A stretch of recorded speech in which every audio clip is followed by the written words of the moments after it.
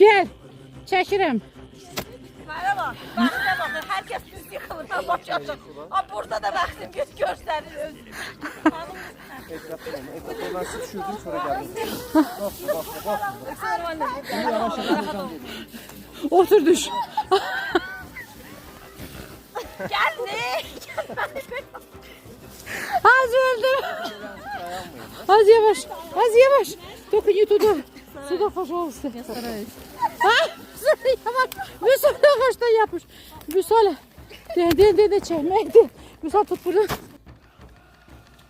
Telefon işte işi kar oldu telefon. Gözde telefon git.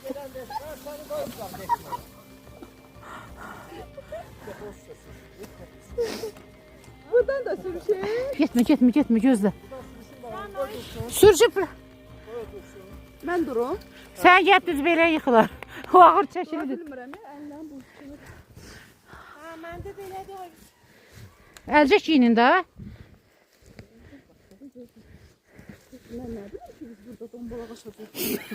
Yani ki kavadı sizden ya da çok Yo, bəs mən deyəndə ki, qabaqda maraqlıdır. İnanmırsınız. Ben bilmirdim axı. sürüş ya. Biri var özün dombalaq aşasan, bir de var ki təbiət var. Davay Aynur sürüş görüm. Ağzına tombalak. Hoppa.